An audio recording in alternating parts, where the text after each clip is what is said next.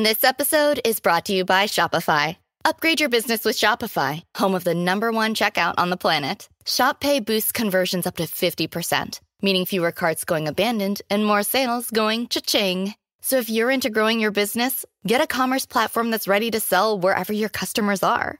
Visit shopify.com to upgrade your selling today.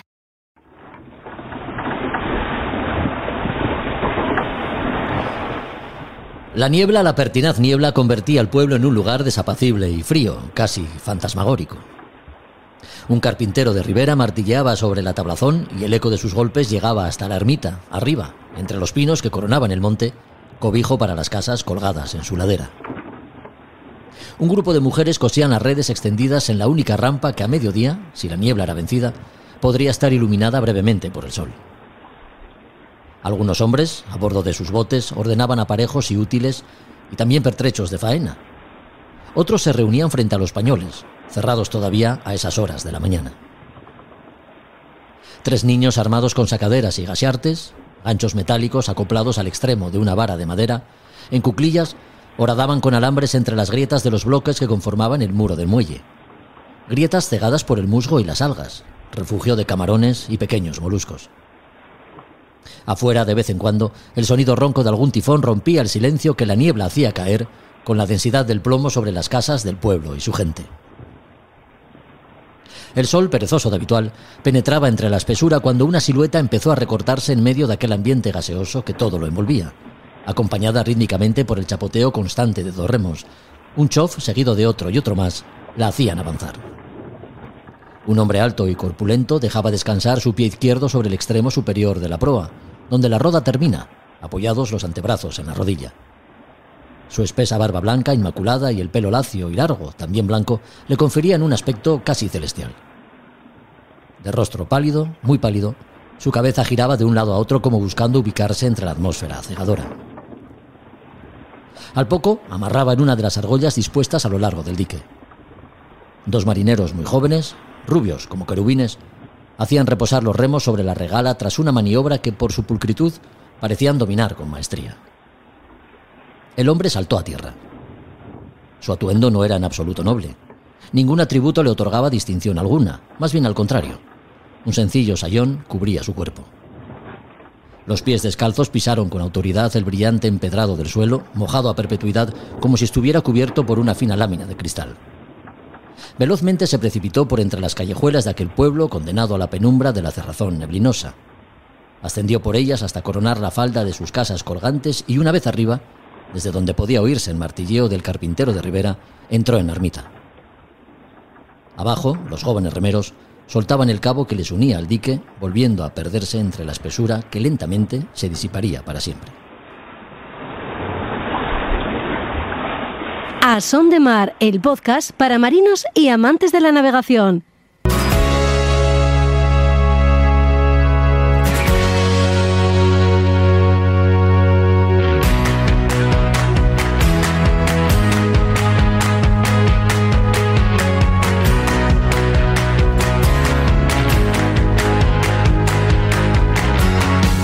Hola a todos, ¿qué tal? Bienvenidos a otro podcast de A Son de Mar. Un capítulo que se emite en una semana casi festiva en media España y que viene muy condensado e interesante.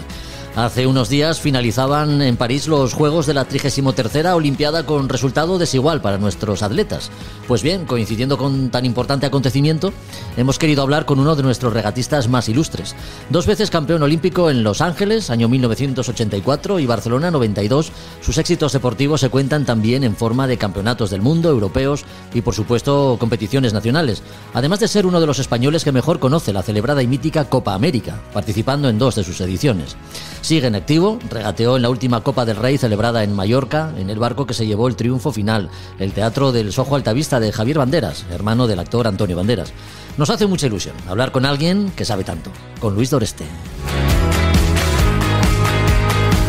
Los personajes que navegan por las Españas de ultramar y sus exploraciones no descansan, menudo son, y obligan a Josu Jiménez a permanecer al pie del cañón aún en fechas estivales.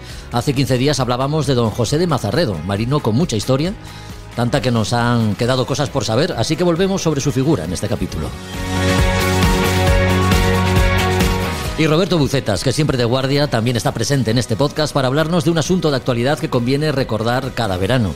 El número de barcos que salen a navegar se multiplica durante estas fechas, lo que sumado a otro tipo de embarcaciones, como pueden ser motos de agua, tablas de pádel y windsurf o cualquier artefacto flotante, obliga a conocer la normativa en cuanto a tráfico marítimo, asunto sobre el que hablaremos para despedir este episodio que ya comienza, no sin antes acordarnos de quienes han visto cómo su barco quedaba varado en alguna de las playas de Formentera como consecuencia del temporal caído en esa isla, que también ha afectado considerablemente a la divisa. Temporal que ha tenido además alguna consecuencia física grave y que sumió en el caos durante horas a muchos navegantes. Así que va por ellos.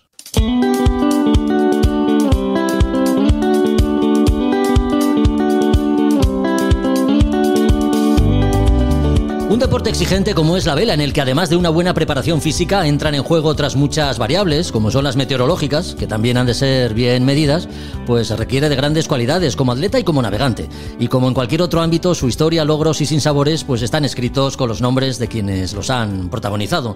Los Ángeles 1984 y Barcelona 1992 fueron los Juegos Olímpicos en los que nuestro invitado se colgó 2 medallas de oro en 470 y Flying Dutchman, además de ganar y hacer buenos puestos en mundiales, europeos y competiciones nacionales, por supuesto. También conoce la Copa América desde dentro, como patrón del Bravo España en el 2000 y director deportivo en el Desafío Español de 2007. No es casualidad que este mes de agosto hablemos con Luis Doreste. ¿Qué tal, Luis? ¿Cómo estás? Muy buenas. Hola, muy buenas. ¿Qué tal? ¿Cómo estás? Este mes de agosto, Luis, Juegos Olímpicos en París y regata preliminar de Copa América en Barcelona. 2 eventos del máximo nivel que conoces bien. ¿Qué sensaciones tienes estos días? Lo que son los Juegos Olímpicos, pues lógicamente me traen uno de mis mejores recuerdos. He tenido la fortuna de disputar 4 juegos, de haber ganado 2 medallas, de ser diploma, de haber hecho el juramento olímpico en Barcelona, que eso es una sensación irrepetible, y de ser abanderado también, es decir, lo tengo todo. Así que los Juegos Olímpicos para mí lo son todo, porque además me desplacé a Barcelona en el momento en que la Federación Española estaba en Barcelona para estudiar y para preparar los Juegos Olímpicos, y así que bueno, pues todo eso ha formado gran parte de mi vida. Ahora pues la Copa América pues, es otro evento, es un evento que cuando hicimos la última Copa en Valencia, en el que no solamente era director deportivo, sino también navegaba en el barco como estratega, pues los barcos eran los típicos clásicos y bueno, que no volaban. Ahora parece que la tendencia de la vela es a barcos voladores y tenemos una Copa América totalmente diferente a la que nosotros navegamos y disfrutamos. Seguro que la actualidad deportiva sale a relucir a lo largo de la entrevista, pero antes de eso me gustaría saber ¿qué pasa con la familia Doreste, que tantos éxitos ha cosechado en el deporte de la vela? Recordemos que tanto tú como tus hermanos sabéis lo que es subirse a un podium y colgaros medallas de las buenas, de las de verdad. Pues sí, nosotros somos 6 hermanos. De los 6 hermanos, pues los 4 de en medio son los que navegamos. Mi hermana mayor pues no navega, y luego yo le llevo 8 años a mi hermano menor. Él ya claro, un poco perdió esa línea, ¿no? Porque nosotros nos llevamos prácticamente 1 año y medio, 2 años, uno entre uno y otro, y en un intervalo de 5 años pues está mi hermano José Luis, Noluco, como se le conoce en el mundo de la vela, Gustavo y yo. Los 4 hemos ido a Olimpiadas. Bueno, mi hermano José le ganó en Seúl, y los 4 hemos ganado algún campeonato del mundo, o sea que la verdad es que no nos ha ido nada mal, y hemos disfrutado no solamente con nuestros éxitos, sino con los éxitos de nuestros hermanos, y yo casi tanto como con los míos. Por no decirte que alguna vez el de Seúl realmente me emocionó ver a mi hermano, que había luchado tanto por una medalla y que había tenido tan mala suerte en las Olimpiadas anteriores, el conseguirla en esa Olimpiada. Desde luego. Y en ese ambiente familiar, Luis, ¿la naturalidad con la que se afronta una competición es una ventaja o una presión añadida? Bueno, ya van pasando los años, lógicamente, pero antes pues me acuerdo de, sí, cuando empezamos a navegar, pues mi hermano José, claro, era el que llevaba la batuta porque era el mayor, y además en esa época, pues lógicamente el hermano mayor hay más diferencias, y entonces pues luego hablábamos de lo que navegamos y de las vivencias, y yo creo que esto también hizo que poco a poco, sin darnos cuenta, fuera subiendo el nivel, ¿no? Pues ahora mismo, pues todos nos seguimos dedicando a la vela, de una forma u otra. Mi hermano José le sigue navegando en el láser, pues yo creo que casi navega más que antes, porque navega viernes, sábado y domingo, y mi hermano Gustavo pues sigue navegando en clase A, los barcos voladores también, y mi hermano Luco sigue con los cruceros, yo sigo también involucrado en los cruceros. Así que entre todos seguimos navegando y seguimos disfrutando de este gran deporte. Un poco la filosofía es diferente, ya no estamos en una vela olímpica, estamos en una vela, algunos más de disfrute como son José Luis y Gustavo, y yo quizás un poquito más en el tema más profesional, navegando no solamente con barcos españoles, sino con barcos de fuera, ingleses o italianos en competiciones de alto nivel. Ya. Fuiste medalla de oro en las clases 470 en Los Ángeles, 1984, y en Flying Dutchman en Barcelona, 92. Aunque a primera vista las diferencias entre estos barcos son claras, ¿se hacen muy evidentes navegando? ¿Cómo son en regata, Luis? Sí. El Flying Dutchman para mí es el barco el que más me divirtió navegando. Es un barco que es muy técnico, en el que podías cambiar absolutamente todo mientras navegabas. La caída del palo, el movimiento de la orza hacia adelante, hacia atrás, ibas compaginándolo todo, la tensión de los obenques, la tensión de los bajos, es decir, todo lo tenías a la mano y ibas trimando el barco para cada condición de viento. Nosotros, de hecho, para la Olimpiada de Barcelona diseñamos una vela que se autogiraba, una orza que se autogiraba, y esto nos daba unos graditos más de ceñida, así que ahí te permitía no solamente el poder navegar en un barco, sino también el estar dándole a la cabeza todo el día a ver cómo poder mejorar, cómo sacar ese puntito más de velocidad que el resto, y eso era fantástico. El 470 es más estático, es más... bueno, el barco este es el mismo para todos, aunque al final ningún barco es igual que el otro, pero digamos el 470 es más estático, y el Flying Dutchman era como un 470 más grande, pero mucho más dinámico en cuanto a trimados. La verdad es que fue una pena que lo sacaran del programa olímpico, y actualmente se sigue navegando muchísimo, incluso en España se hacen campeonatos de Europa, del mundo, y participan alrededor de 80 barcos, o sea que la clase como clase ha continuado, porque es un barcazo, vamos, para mí es el mejor que he navegado. Un gran barco. Imaginamos que cualquier medalla en unos juegos es un gozo difícilmente descriptible, y si es de oro, bueno, pues ya no nos lo podemos ni imaginar. ¿Qué medalla supo más a gloria, Luis? ¿La de Los Ángeles o la de Barcelona? Es que son cosas diferentes, es decir, como le pregunta a un padre, ¿a quién quieres más? ¿A este hijo o al otro? Lo de Barcelona lo digo por eso de jugar en casa, ¿no? Y además estar viviendo en esa ciudad cuando se celebraron los Juegos. Eran sensaciones diferentes, quizás a Los Ángeles era la primera Olimpiada. Algunos no nos tachaban de favoritos, pero sí que habíamos estado todo ese año entre los 3 primeros en todas las regatas internacionales. Habíamos ganado la Semana Internacional de Roma, habíamos sido segundos en Kiel, terceros en Palma, y siempre estábamos en el grupo de arriba. Pero como no habíamos ganado el año anterior ningún europeo ni mundial, pues entonces nos ponían de favoritos, y llegamos con un poquito más de tranquilidad. O sea, era la primera Olimpiada, todo era nuevo, y la de Barcelona era quizás la responsabilidad de jugar en casa, de haber hecho el juramento olímpico, de que te miraban mucho más, del tener que sacar una medalla. Ahí la presión era mucho mayor, pero vamos, la satisfacción yo creo que de las dos es enorme. Vamos, que no puedo decir esta mejor que la otra, porque no te lo podría decir, pero la de Barcelona desde luego era mucho más responsabilidad, y al final decir, ya terminado, hemos hecho el trabajo, ha salido bien y podemos estar contentos. Seguro que tienes recuerdos vivos en tu mente de esas 2 Olimpiadas, de esos 2 Juegos Olímpicos. ¿Recuerdas también las condiciones de regata en un caso y en otro? Yo me acuerdo, pero hasta de muchas regatas de Optimismo. O sea, yo soy una persona horrible para las caras y los nombres, sí. Y en cambio para las regatas me acuerdo casi incluso de las que hice en Optimis hace ya casi 50 años, ¿no? Los campeonatos de España que hacía, campeonatos del mundo. Bueno, algunos recuerdos fugaces, lógicamente no me voy a acordar de todo, pero de las Olimpiadas de Los Ángeles me acuerdo de la primera, de la segunda, de todas las regatas. Me acuerdo perfectamente de la quinta regata en la que habían dado llamada individual, y nos estábamos acercando a la meta, iban primero los neozelandeses, segundo americanos y tercero nosotros.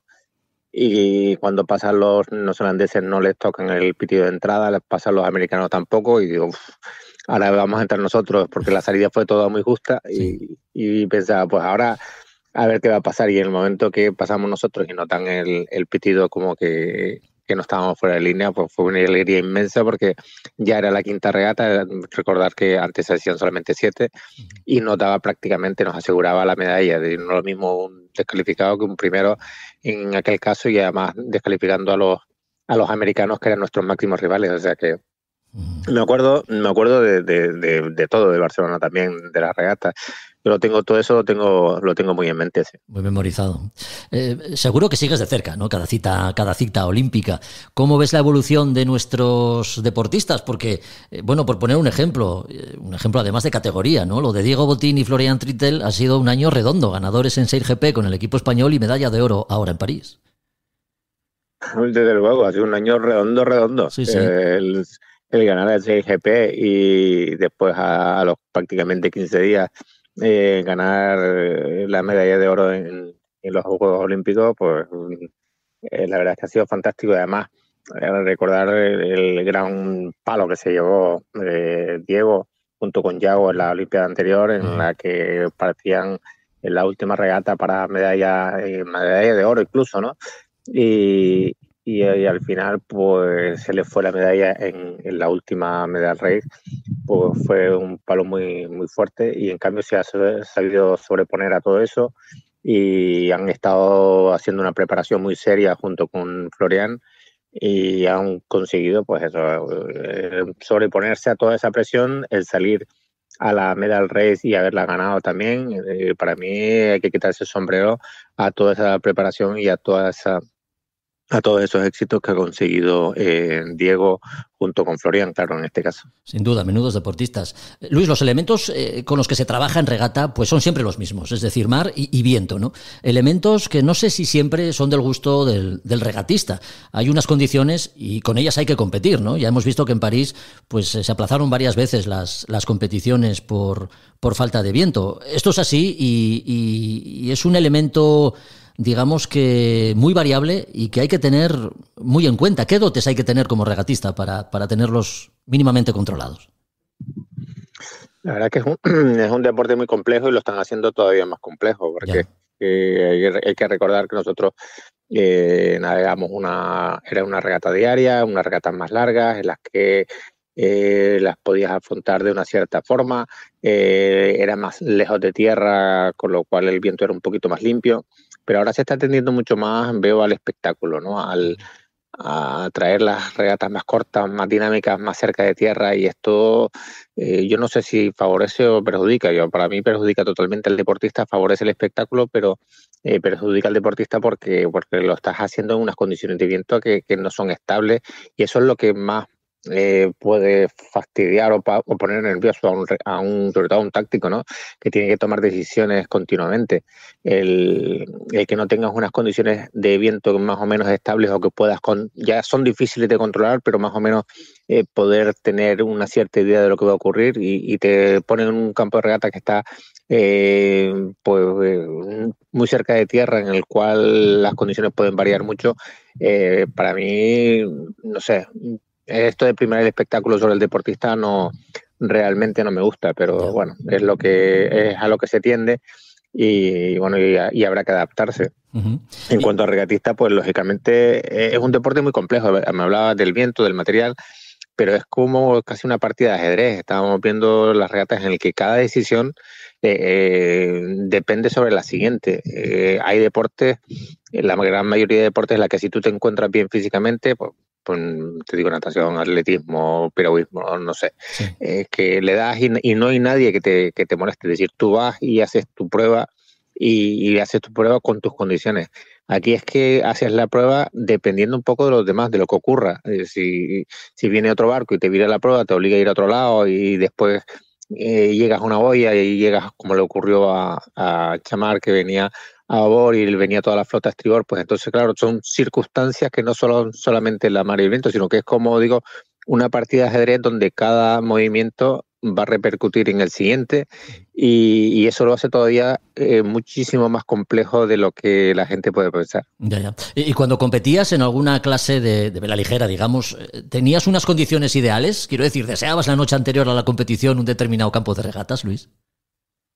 Bueno, sí, ahí quizás antes me lo preguntaste y no terminé de contestarte, que sí, hay regatistas que prefieren viento fuerte, hay otros regatistas que son muy mejores con viento ligero. Nosotros un poco, dependiendo del barco, cuando navegaba con Roberto, como éramos más ligeritos, pues entre viento ligero medio nos iba muy bien. Cuando navegué con Manri en el Flying, pues casi prefería que fuera viento un poquito más fuerte, al igual que con el Soling. O sea que cada tripulación un poco se adapta o navega mejor en unas determinadas condiciones que otras.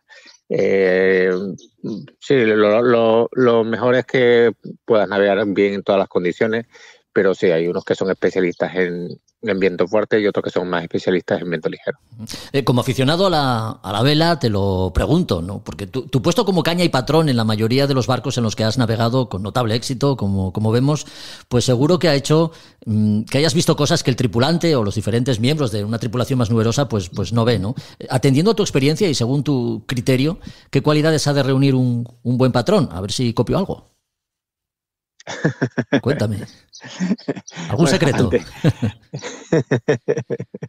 No, lo que pasa es que cada vez se tiende más a la especialización, ¿no? Antes, pues el patrón hacía de táctico y sobre todo en vela ligera, ¿no? Pero ahora ya se tiende un poco más a diversificar y que cada uno cumpla su función. Hay veces, hay muchos barcos en los que la táctica la lleva el tripulante. Eso me lo encontré la primera vez en el Flying. El equipo americano, el tripulante, que tiene su lógica también, porque el tripulante también está de más arriba y puede ver mejor un poco el campo de regata, y se tiende a diversificar un poco las funciones. El patrón, pues lógicamente lo que tiene que tener es mucha sensibilidad.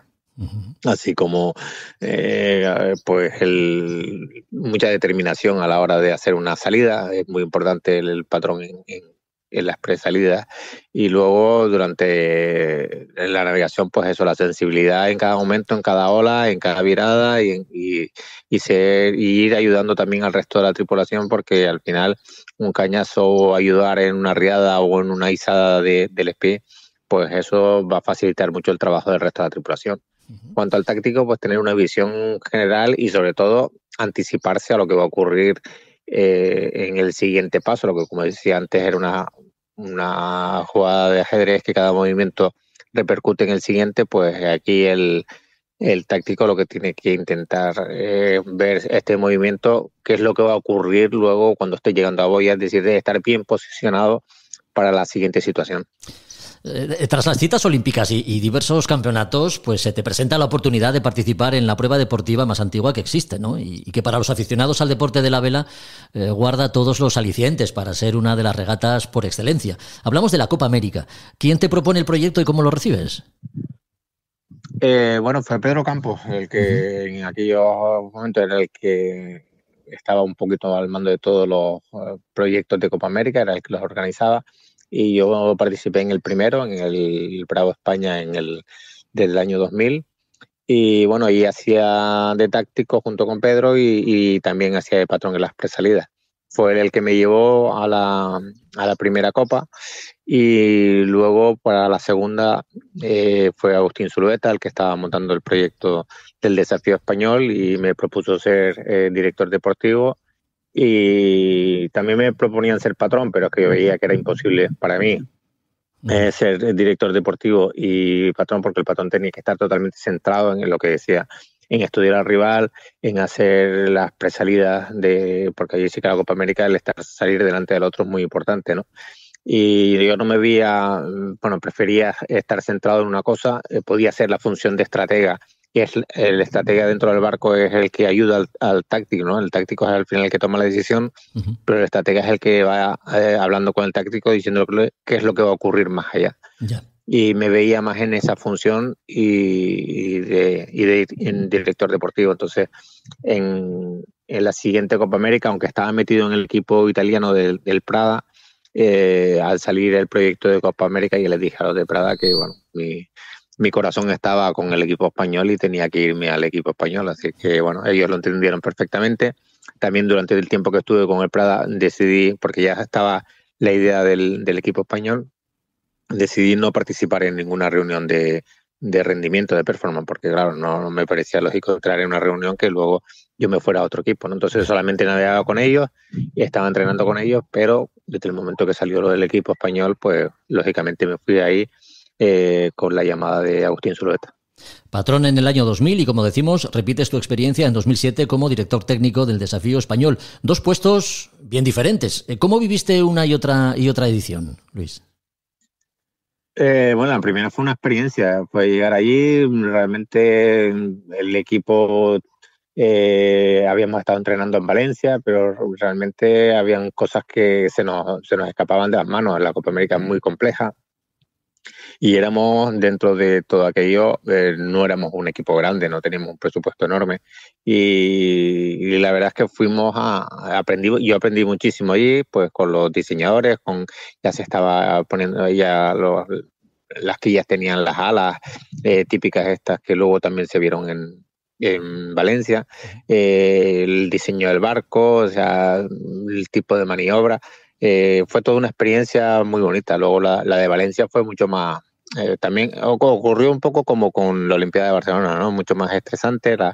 La Copa era en España, teníamos que sacar un buen resultado, teníamos bastante presión y había muchísimos equipos y el nivel de la Copa América de Valencia yo creo que ha sido de lo mejor que ha habido en los últimos años. Luego ya se ha pasado a los barcos voladores y ya ha sido diferente, pero aquella fue la última Copa en la que además había un muy buen ambiente en Valencia y teníamos que dar un buen resultado, con lo cual, bueno, había mucho más presión y además yo estaba al mando de 34 tripulantes y tenía que decidir cada día la tripulación que se iba a montar, con lo cual también había muchos, no solamente eran españoles, sino también habían americanos, neozelandeses y de otros países y había algunos que tenían, claro, en todos estos grandes equipos, pues su propio ego y había que estar luchando contra estos egos para poder al final montar la mejor tripulación y yo creo que el resultado final fue fantástico, perdiendo en las semifinales contra Nueva Zelanda por 5-2 y al final los neozelandeses ganaron la final a Prada por 5-0, o sea que nosotros les dimos guerra y ya con ese trabajo yo creo que todos los del equipo quedamos realmente satisfechos, aunque lógicamente no ganamos la Copa porque tampoco teníamos el presupuesto para ganar la Copa, pero hicimos un trabajo muy bueno. Hay que ver cuánto conocimiento hay que tener y qué capacidad de liderazgo. Seguro que las diferencias entre el Bravo España y el Desafío Español, atendiendo a la evolución de la tecnología, lógicamente, y que tanto cuentan este tipo de competiciones, pues me imagino que fueron muchas, ¿no? Sí, además en Valencia ahí sí que teníamos un equipo de diseñadores, allí hacíamos reuniones, yo hacía 5 reuniones diarias, desde por la mañana, después navegar, después había que ir al gimnasio, había que compaginar el gimnasio, las reuniones, la navegación en el agua, luego reuniones de rendimiento para ver en qué se podía mejorar, los pequeños detalles, tuvimos 2 barcos con los que poder entrenar, es decir, ahí la evolución fue muy muy grande y ahí también pues lógicamente aprendí mucho, conocí a mucha gente del tema del diseño y todas estas experiencias pues te sirven para ir creciendo, ¿no? en este mundo. Uh-huh. Al final te quedas con la experiencia, con la gente que conoces, porque claro, aquí conoces en este mundo pues, como todo, ¿no? Es gente fantástica, no solamente deportivamente, sino humanamente, que al final es lo que te queda. Bueno, al final la persona es lo que guardas a lo largo de todos estos años. Bueno, como saben nuestros oyentes, si hablamos de Copa América es porque Barcelona acoge esta competición y porque este mes se celebra la regata preliminar de la que saldrá el barco que se medirá al actual poseedor de la Copa de las 100 Guineas, ¿no? El equipo Emirates Team New Zealand. Si las diferencias entre los barcos que representaron a España ya eran muchas, Luis, pues entiendo que las diferencias entre esos barcos monocasco y los actuales AC-75 voladores, pues no hay comparación posible, quiero decir, las diferencias son tantas. No, es que es otro deporte, claro, sencillamente. Sí. El barco que ganamos nosotros y el que no hagan ahora es otro deporte. La vela, como dije antes, ha ido evolucionando al foil, que los barcos sean voladores. De hecho, estamos viendo ahora que, por ejemplo, la Olimpiada de París, de las 10 clases olímpicas, 5 eran voladoras, ya eran con foils. La evolución ha sido muy rápida. Es otra forma de navegar. Aquí los recorridos son mucho más cortos, más regatas diarias, y lo que se trata es un poco espectáculo, ¿no? En el caso del barco, tienes que intentar que el barco esté volando el máximo. Cuando hablo de volando es que el barco esté sobre los foils. Desde el momento que el casco toca agua, el rozamiento que produce y la pérdida de velocidad es enorme. Así que la técnica principal, lo primero que se tienen que concentrar es que el barco esté el 100% del tiempo foileando, ¿no? Así que es otra historia, es otra filosofía completamente diferente. Los barcos ahora mismo son, al igual que ocurrían en la Copa América nuestra, pues cada país, no cada país, cada desafío, porque puede haber más de un desafío por país. Pueden ser, son diferentes de hecho, y ahí los estamos viendo ahora en Barcelona. Yo de hecho voy a ser de comentarista para un equipo americano, para American Magic, de las regatas, y hay que entender un poco cómo funcionan estos barcos, en los que además de la Copa América, que nosotros íbamos 17 tripulantes en el barco, ahora van solamente 8, y de esos 8, 4 de ellos son ciclistas que tienen que ir cargando la energía de la batería para poder trabajar con los foils y para poder hacer el trimado. Es decir, todo es completamente diferente a lo que navegamos nosotros. Sí. ¿Y qué opinión te merecen estos barcos? Ya lo dije antes, otro deporte, otro es impresionante, o sea, las velocidades que alcanzan, el nivel de tecnicismo que tiene que haber, el hecho de que tengas que estar puleando todo el rato,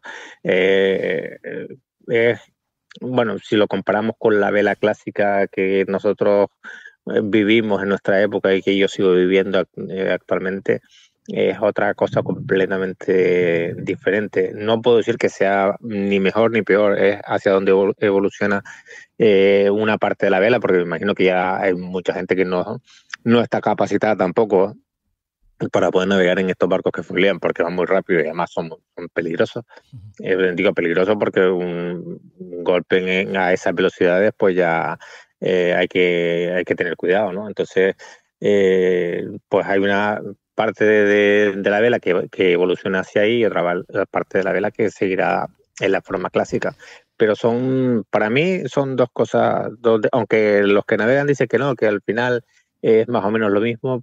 Yo he visto así desde fuera, son dos cosas totalmente diferentes, ¿no? Es eso, hacer el mínimo número de maniobras posible para no perder velocidad y intentar controlar que el barco vaya lo más rápido posible, siempre foileando. Entonces, ese marcaje, esa virada, esa no sé qué, pues no termino de verlo ahora, porque además las regatas así son tan rápidas que prácticamente no da tiempo a todo eso. Dos mundos diferentes, y de ahí también el mérito, ¿no?, que tienen Diego Botín y Florian Trittel, haber triunfado en esos dos mundos tan distintos. Ya para terminar, Luis, hemos hablado de regatas de Master Race, que son las que has dominado y mejor has conocido a lo largo de tu carrera deportiva, pero yo no sé si en algún momento te ha tentado la vela oceánica. Sí me tentó, sí. Lo que pasa que justamente las 2 veces que estaba a punto ya de salir, una vez para la Volvo y otra para la Barcelona World Race, justo ya estaba para firmar, pues los sponsors se echaron atrás por una serie de motivos. Aquí, bueno, una serie de motivos políticos en uno y otra por una cuestión de presupuestos, y nada, y me quedé en tierra. Yo creo que fue una premonición, porque sí, vete a saber lo que hubiera ocurrido por ahí. Mi mujer estaba muy contenta de que no hubiera salido, porque bueno, las cosas siempre ocurren por algo, ya sabes.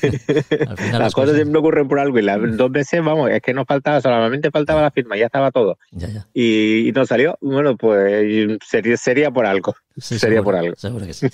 Bueno, pues podríamos seguir horas hablando, ¿eh? Y es que cuando alguien tiene una experiencia tan dilatada y un currículum tan extenso, Marino, recordemos, primer atleta en conseguir 2 medallas de oro en unos Juegos Olímpicos, campeonatos del mundo y Europa en su haber y numerosos triunfos en competiciones nacionales. Pues son muchas las preguntas que se nos ocurren y de cuyas respuestas podemos aprender tantas cosas. Luis de Oreste, ha sido un placer, un verdadero placer. Gracias por tu compañía, por estar con nosotros estos minutos y a seguir cosechando muchos éxitos. Pues muchísimas gracias y nada, pues gracias por la entrevista y por haberte acordado de mí. Un abrazo muy fuerte. Adiós, adiós. Un abrazo. A Son de Mar, el podcast de Jorge Uría.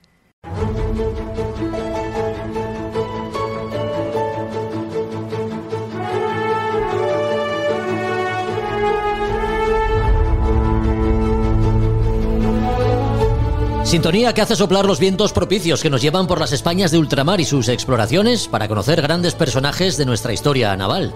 En el anterior capítulo conocimos a don José de Mazarredo, marino, estratega y científico. Son tantos logros los que consiguió que nos ha quedado mucho por conocer, así que hoy volvemos a centrarnos en su vida y milagros. Bueno, casi milagros. ¿Qué tal, Josu? ¿Cómo estás? Muy buenas. Muy buenas a todos. Aquí estamos bien con señor Mazarredo, con nuestro almirante. Pues vamos con él, cuéntanos.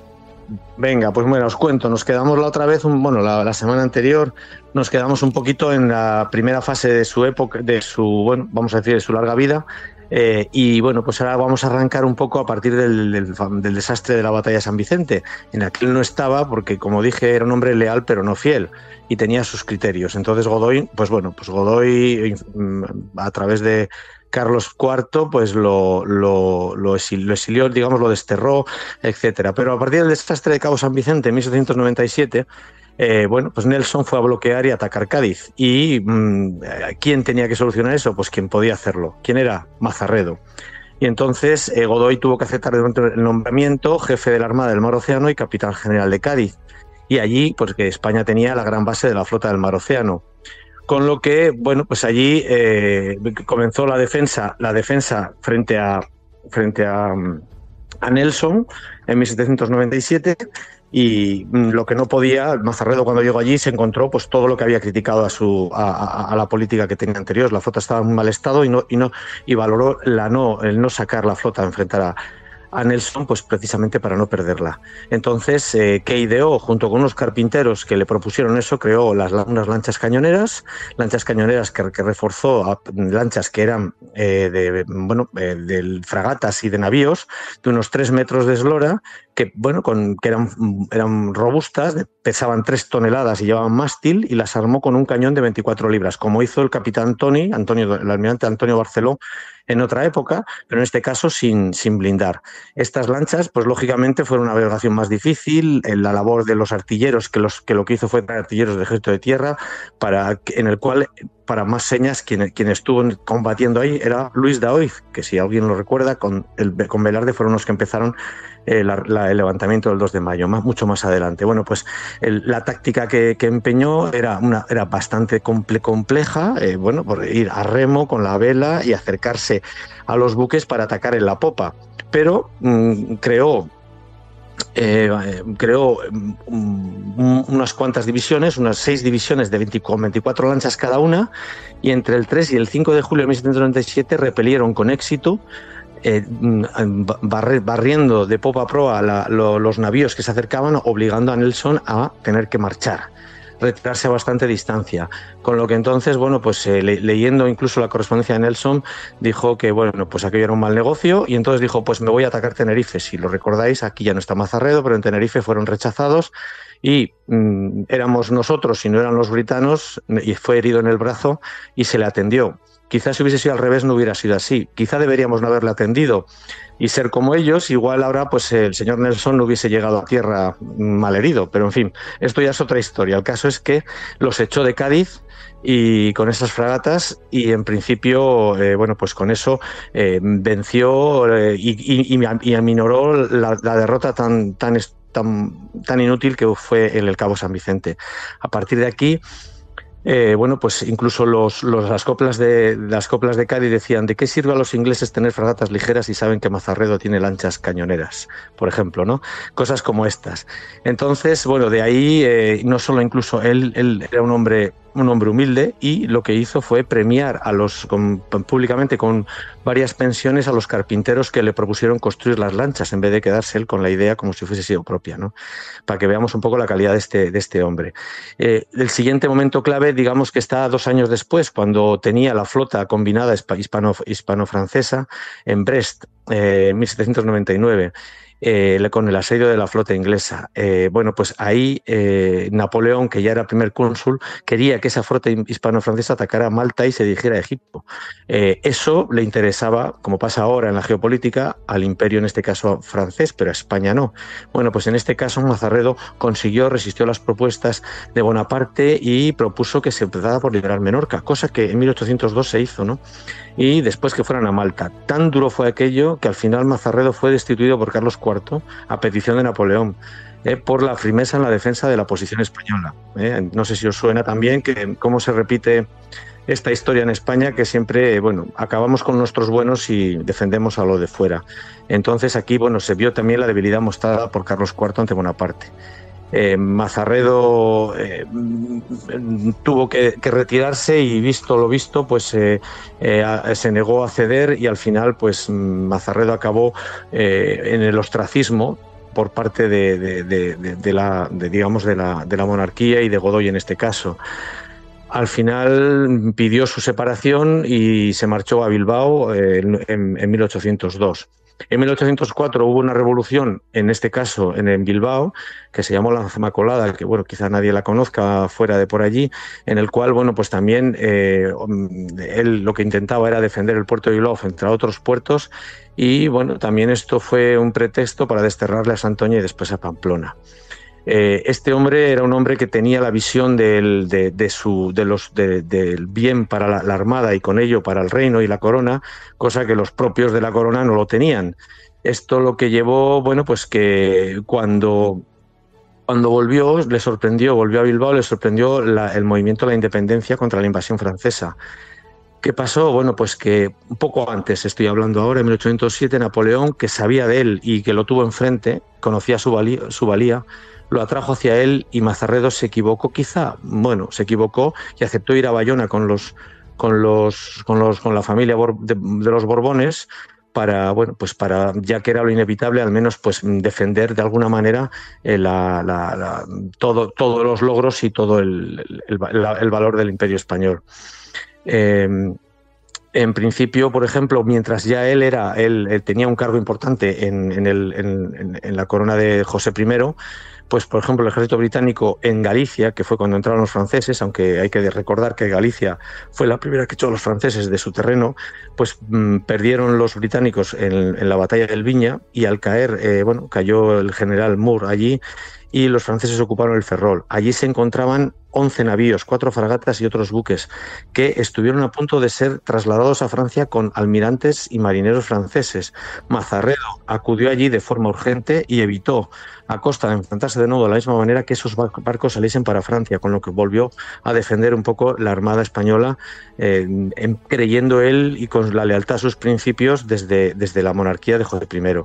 A partir de ahí, bueno, pues él no tuvo el desastre un poco de, bueno, pues para todos los que llamaron afrancesados de forma general, porque él murió en un ataque de gota en Madrid, en 1809, si no recuerdo mal.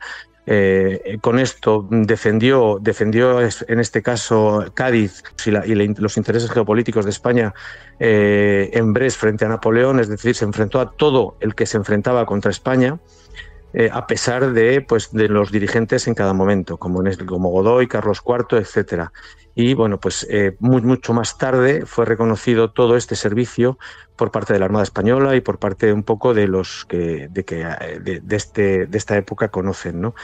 No se conoce mucho a Mazarredo, quizá en Bilbao sí, porque es hijo de la ciudad, pero es uno de los grandes, junto con Antonio Barceló, junto con Blas de Lezo. Cada uno, este hombre no estuvo tuvo batallas, se enfrentó, fue bravo, fue científico, fue pedagogo y docente, y además tenía un concepto de la estrategia y de los intereses del país con una visión siempre a lo lejos, sobre todo por su fidelidad y más bien por su lealtad. Y entonces, bueno, pues esta es la historia muy cortita de este gran hombre que tiene en la calle Correo de Bilbao pues su casa natal con un gran escudo del almirante.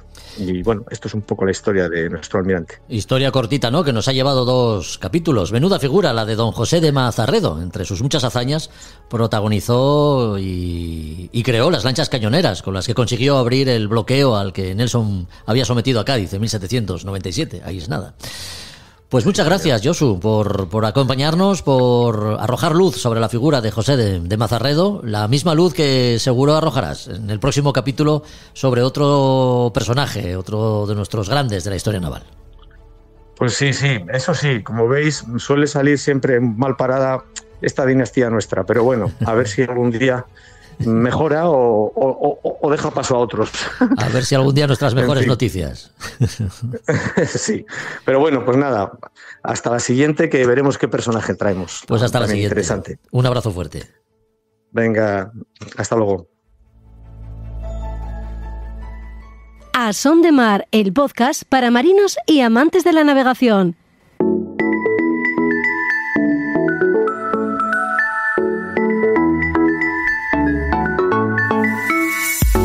En verano el tráfico de embarcaciones aumenta de forma considerable y no es para menos. El sol, más horas de luz, las vacaciones, todo invita a salir a navegar y a disfrutar del mar, incluso con cualquiera de las actividades náuticas que seguro podemos encontrar en playas y puertos deportivos.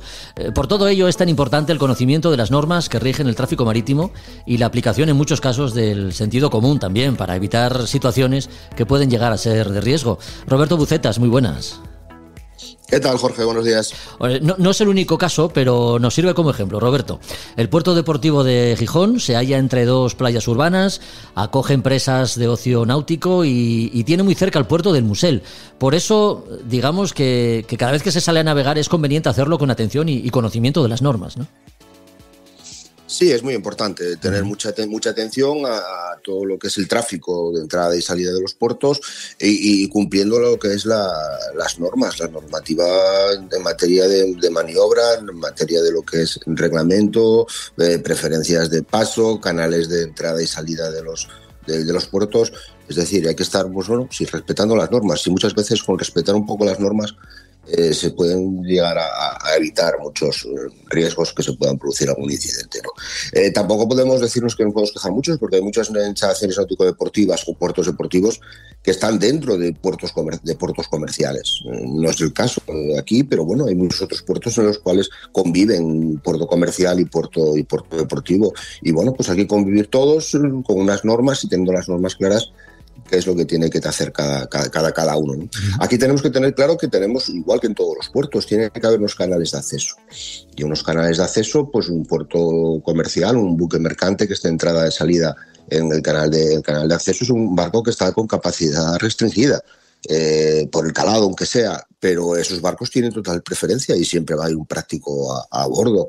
Entonces los barcos de recreo no pueden entorpecer las maniobras de esos barcos. De hecho, lo pone en el reglamento, en alguna de las reglas, que considera, en menor medida o como buques de menor importancia o barcos de menor importancia, los barcos de eslora de menor de 20 metros, los barcos de pesca y los barcos de vela no pueden entorpecer el tránsito seguro de un barco que solo pueda navegar por el centro de un canal o por dentro de un centro de lo que sería ese canal de entrada, ¿no? Entonces está escrito todas esas cosas. Y bueno, y después ya con la proliferación de todo el tema de otras actividades de ocio náutico, pues hay que tener en cuenta que hay mucho más tráfico, que tenemos que convivir todos, pero que hay que respetar las normas, no porque sea un barco de pequeño, de recreo o lo que sea, no tiene que cumplir las normas, tiene que saber las normas, ¿no? Y tiene que saber normas tan básicas como que para entrar en los puertos hay que respetar el balizamiento y entrando la verde por estribor y la roja por babor.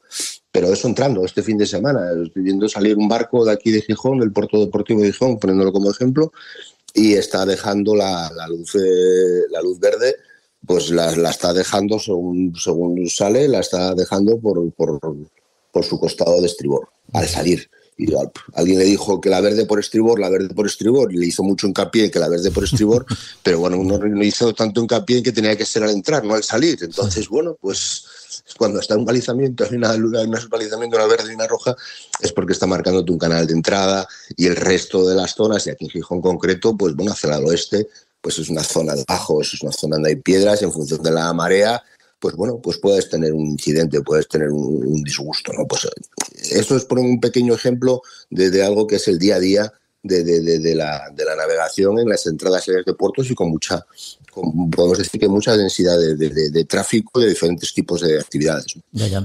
En el caso del tráfico de motos de agua, por ejemplo, canoas y otros artefactos flotantes que estamos comentando, como es el caso de las tablas de pádel del surf, que también están ahí, además del conocimiento propio, también entra en juego, Roberto, la posibilidad de que no todo el mundo que maneje este tipo de embarcaciones sepa lo que tiene que hacer en cada momento. Eso hay que tenerlo en cuenta. Pues debería de saber todo el mundo que utiliza cualquier tipo de embarcación o cualquier tipo de artefacto flotante, que así están tipificados en lo que sería la normativa.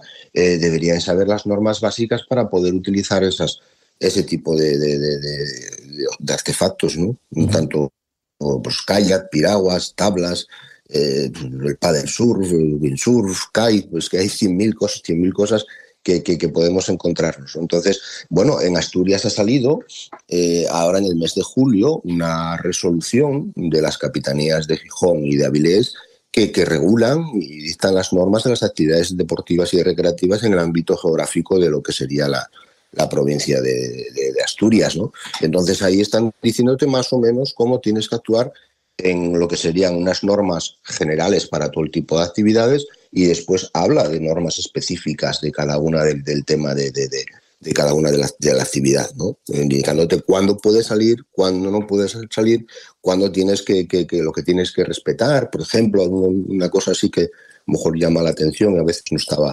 estaba escrita a lo mejor en un sitio, pero bueno, hay un reglamento de policía de puerto que también rige las normas de poder de entrar y salir dentro de los puertos, y lo que se puede hacer y lo que no se puede hacer dentro de una instalación portuaria. Pues una de las normas que dice que, cumpliendo las limitaciones establecidas por los fabricantes en cuanto a este tipo de embarcaciones o artefactos flotantes, no estorbarán el tránsito del resto de buques y embarcaciones en las aguas de servicio de los puertos. Es decir, que cualquier de estos artefactos no puede entorpecer la entrada o salida de un barco. Uh-huh.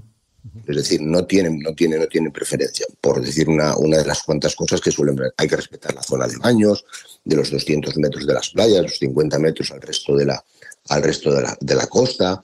Establece unos límites en cuanto a lo que sería condiciones meteorológicas en las cuales pueden salir. No pueden salir con cualquier condición meteorológica. Para el tema de lo que es el paddle surf está limitado a fuerza 3, 1 metro de altura de olas y 6 millas de visibilidad. Este fin de semana pasado que hizo niebla, pues no puede salir ningún artefacto ni ninguna embarcación de este tipo, porque bueno, habría menos de 200 metros de visibilidad. Pues está limitado en cuanto a la visibilidad, la intensidad de viento, la fuerza de viento, y está determinada la altura de las olas. Y a veces ves cosas por ahí que te llaman la atención, diciendo, con estas condiciones, ¿cómo podemos o cómo pretenden salir a la mar en estas condiciones? Es decir, está regulado. Ahora está puesto por escrito en un boletín oficial del Principado de Asturias todas estas normas, y establecen unos responsables de seguridad que tiene que ser la persona encargada de velar porque se cumplan todas estas cuestiones. Los paddle surf están obligados a llevar chalecos salvavidas. Es decir, bueno, pone disponibilidad inmediata. Sí. Tiene que tener un chaleco de disponibilidad inmediata.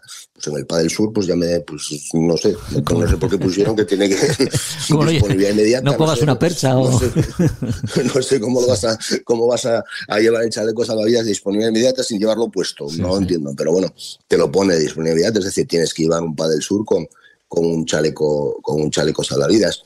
Cosa que a veces ves navegando por aquí, por la bahía de Gijón, muchas veces paddle surf, y ves, pues bueno, que estamos un poco de fiesta con un paddle surf. Pues la mar hay que tenerle respeto. No tienes que salir con miedo a la mar nunca, pero sí tienes que tenerle mucho respeto, porque cualquier despiste, cualquier problema, cualquier cambio meteorológico súbito, repentino, podemos tener un disgusto, podemos tener un problema, y hay que evitarlo en toda costa. Bueno, y muchas veces es por desconocimiento. No conocemos el medio, no conocemos las normas, pues lo hacemos de todo. Pues ya sabes que uno de los principios del derecho es que el desconocimiento de una norma no te incumple, no te debida de su cumplimiento, ¿no? Entonces exime de su cumplimiento, ¿no? Pues eso, pues aquí pasa lo mismo. Es decir, las normas están ahí, están escritas, sí. No hace falta ir muy allá. Y cuando se escriben es por algo. Está claro. Si no pasa nada, nadie escribe una norma. Las normas y los convenios, ya hablamos muchas veces, los convenios internacionales se suelen escribir cuando hay algún tipo de problema. La última normativa al respecto que deroga esta resolución de las capitanías marítimas era un bando que estaba publicado en el año 2002. Pues del 2002 al 2024 pues han pasado 22 años. Es decir, que bueno, ahora cuando se publica, pues que hay muchas cosas. Ya ha evolucionado mucho el tema de actividades náuticas y el tema de lo que sería, pues bueno, todas estas cuestiones, ¿no? Pues bueno, está bien que esté puesto por escrito porque sabe todo el mundo a lo que se tiene que tener, ¿no? Sí, hacemos mucho hincapié en el conocimiento de las normas que se inscriben en el ámbito de una legislación a nivel nacional, pero por lo que nos dices, también a nivel autonómico, ¿no? Porque entiendo que cada comunidad tendrá sus propias peculiaridades, claro. Sí, el agua en la competencia de sus aguas de jurisdicción, que en este caso sería la provincia marítima de Asturias, pues tienen sus competencias, y lo que hacen más que nada es poner por escrito o glosar y condensar toda la normativa nacional, pues la ponen a nivel en este caso autonómico, ¿no? Entonces, bueno, pues tenerlo claro todo junto, porque está sacado de muchas otras reales decretos, resoluciones y otra normativa, y se pone todo por escrito y tiene su competencia porque, bueno, ellos van a tener, en el caso de algún tipo de actividades, hay que tener una solicitud y pedir una autorización para realizar muchas actividades y ellos son los competentes. Entonces, bueno, pues te ponen ahí, pues ahí esta es la normativa, esta es la normativa que tienes que cumplir. Pero bueno, esto es extrapolable a otras comunidades autónomas, a otros puertos, a otros lugares. Habría que leer, pues bueno, localmente cuáles son las normas que rigen, porque bueno, también todas esas instalaciones están muchas veces en instalaciones dependientes de autoridades portuarias, y las autoridades portuarias son las que dan también autorizaciones para realizar muchas actividades. Entonces, bueno, pues hay que ver qué normativa tiene regulada o implementada en esa zona, en ese lugar, pues la Capitanía Marítima y la autoridad portuaria, que son los organismos competentes. O Río y Costa, si está mejor la instalación o la actividad se realiza desde una playa, también tendría competencias en cuanto a esa actividad. Pero bueno, básicamente Capitanía Marítima y autoridades portuarias son las que tienen. La autoridad portuaria autoriza hacer una determinada actividad con el visto bueno y el informe favorable de seguridad de la Capitanía Marítima correspondiente. Así todo, como sabemos y decimos tantas veces, el sentido común juega un papel fundamental, ¿no? Por lo menos para llegar, si me apuras, donde no llega la legislación, que a veces puede ocurrir. Sí, está claro. Y además, mira, hoy, por ejemplo, hoy es el día de los fuegos, puede ser que sea el día, la noche, donde más barcos y embarcaciones de recreo salgan a la mar a ver los fuegos. Pues bueno, pues es un día complicado. Es un día complicado porque, bueno, pues todo el mundo a lo mejor le apetece, o alguien le contó que ver los fuegos fondeados en la playa o desde la mar, pues se ve mucho mejor que desde tierra. Pero si acabas de sacar una titulación náutica, tienes la opción de coger un barco y salir a la mar y es la primera vez que lo haces, pues el mejor día no es el día de los fuegos para salir a la mar con una embarcación y unos amigos. Está porque, claro. Bueno, el riesgo que puedes correr es muy grande. Pues tendrás que tener una pequeña experiencia previamente, pues oye, otros días, y poco a poco ir cogiendo y ir soltándote, ¿no? Es una cuestión de que porque tengo el título, tengo el barco, tengo que salir a ver los fuegos con 4 amigos y es la primera vez que salgo. No sería lo más recomendable. Yo no se lo recomendaría. Está claro. Bueno, en verano todos queremos disfrutar, olvidar por unos días las obligaciones cotidianas, rompiendo con ello la rutina, ¿no? Sin duda la mar ofrece muchas posibilidades de hacerlo, pero recordemos que no estamos en nuestro medio, que podemos correr algún riesgo y que por eso es tan importante conocer las normas y aplicar, como decimos, el sentido común. Pues de ello hemos hablado con Roberto Bucetas. Roberto, te agradecemos mucho tu compañía una vez más y ya sabes, te invitamos al siguiente capítulo. Pues gracias a vosotros y bueno, espero haber aportado algo que pueda ser interesante para los oyentes. Seguro que gracias, sí. Un fuerte abrazo. Un abrazo. Adiós.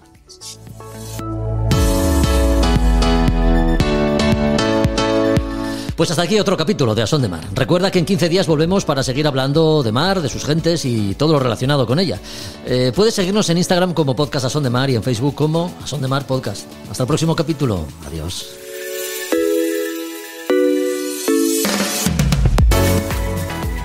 A Son de Mar, la náutica en un podcast.